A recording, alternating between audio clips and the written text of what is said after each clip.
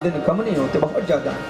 जानते हो सूर्यवंश में खटवांग नाम के राजा हुए और उन्हें मालूम पड़ा कि मेरा जीवन केवल 2 घड़ी शेष है। सब कुछ त्याग करके प्रभु का ध्यान करके परम पद को, प्रभु को प्राप्त किया। हे राजन, तुम्हारे जीवन में 7 दिन है, तुम्हें परम पद अवश्य मिलेगा। परीक्षित ने हाथ जोड़कर कहा, गुरुदेव कृपा करके साधना का स्वरूप बतला। तो श्री शुक महामुनि यहाँ पर विस्तार से साधना उपासना का रूप बतलाते हैं। हे राजन, भजन करने वाले साधकों को, उपासना करने वाले साधकों को, जिन्हें भक्ति मार्ग पर आगे बढ़ना है, उन्हें 4 बातों पर विशेष रूप से ध्यान देना चाहिए। ध्यान से सुनेगा। जितासनो जिता श्वासो जित संगो जितेन्द्रियः स्थूले भगवतो रूपे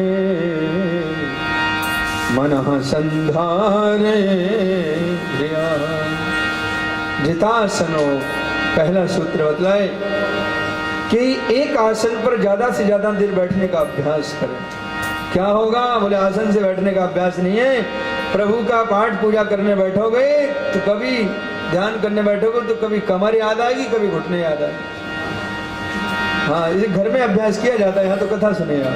कुर्सी पर कम से कम बैठने की कोशिश करें तो धीरे धीरे अभ्यास होगा। तो कुर्सी पर बैठने से नीचे बैठना बड़ा मुश्किल होता है, ये तो प्राय बहुत मुश्किल है।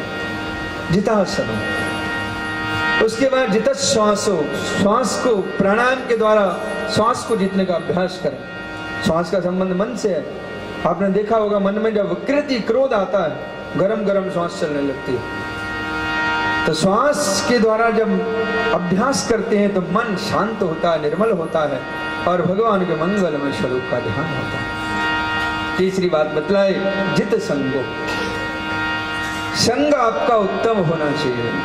भजन करने वाले साधकों को भगवान के भक्तों का ही संग करना चाहिए, संसारियों का संग नहीं करना चाहिए। क्यों? बड़ा संग का रंग चढ़ता है।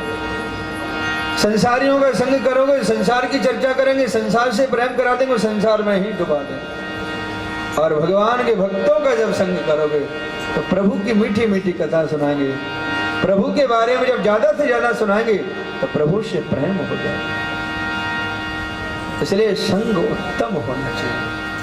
और चौथी बात बोले, जितेंद्रिया, अपनी इंद्रियों को हमेशा वश में रखें और भगवान के स्थूल रूप का ध्यान करें।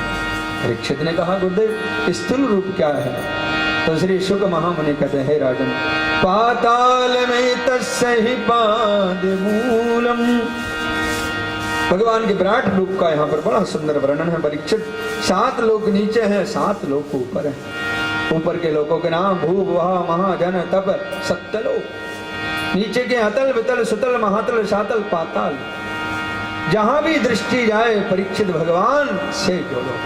पर्वतों को देखो, बड़े बड़े पहाड़ों को देखो, विचार करो, ये परमात्मा की हड्डियां। वृक्षों को देखो, प्रभु की रौं।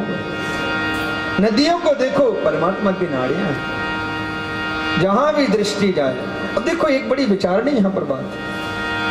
चतुश्लोकी भागवत यदि आप पढ़ें तो भगवान ब्रह्मा जी से कहते हैं, अहमेवासमेवाग्रे।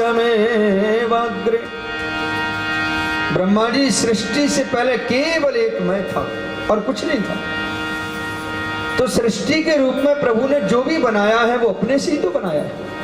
इसलिए यहाँ पर कहते हैं, जहां भी दृष्टि जाए संबंध प्रभु से जोड़ो। और इसलिए गोस्वामी जी महाराज रामायण में कहते हैं, सिया राम मैं सब जग जानी, सिया राम मैं सब जग जानी, करहु प्रणाम तुम जग पानी, करहु प्रणाम तोरी जुग पानी।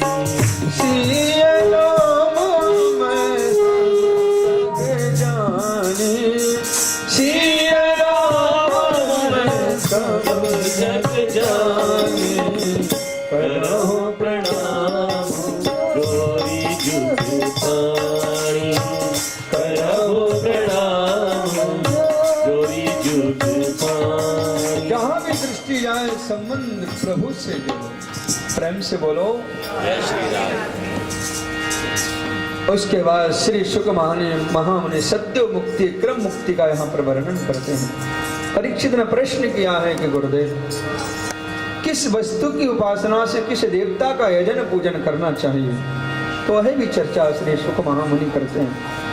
भागवत के 10 लक्षण यहाँ पर बतलाए हैं। सर्ग विसर्ग स्थान पोषण होती मनवंतर ईशानु कथा निरोध मुक्ति और आश्रय। और इसके साथ भागवत का 2 स्कंद विश्राम लेता है। प्रेम से बोलो राधे राधे।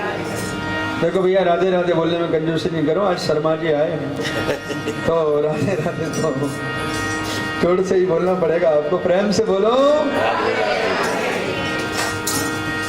और शर्मा जी आए हैं तो हमारे भगवान भी जल्दी आने की कोशिश करेंगे। हम सोच रहे कि नंद महोत्सव धूमधाम से कल नहीं परसों मनाएंगे नंद महोत्सव। सर्ग माने होता है सृष्टि। भागवत में 10 लक्षण और 12 स्कंद भागवत में। तो पहला लक्षण 3 स्कंद से प्रारंभ होता है। सर्ग माने सृष्टि का विस्तार से विवेचन 3 स्कंद में आता है।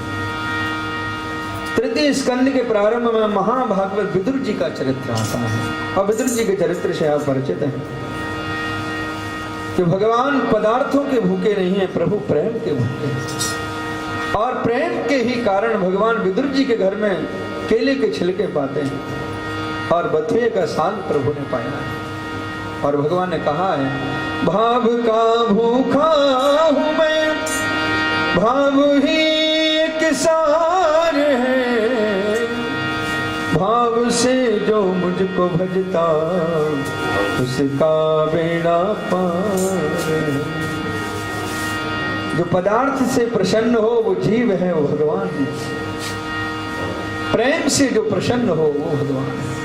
प्रभु यदि पदार्थों के भूखे होते तो दुर्योधन के 56 भोग पाते, परंतु गोविंद प्रेम और भक्ति के कारण विदुर जी के ऊपर अनुग्रह और कृपा करते। इसलिए सूरदास जी महाराज ने तो एक पद में कहा है कि प्रभु से यदि सबसे बड़ा संबंध है तो क्या है, सबसे ऊंची प्रेम सगाई, सबसे ऊंची प्रेम सगाई, सबसे ऊंची प्रेम सगाई, सबसे ऊंची प्रेम सगाई।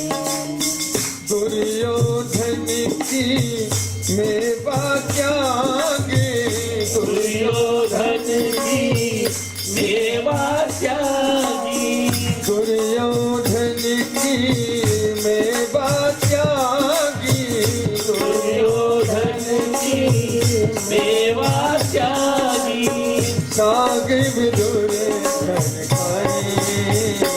सबसे ऊंची प्रेम सगाई, सबसे ऊंची प्रेम सगाई। झूठे फल सब के खाए, झूठे फल सब के खाए, झूठे फल सब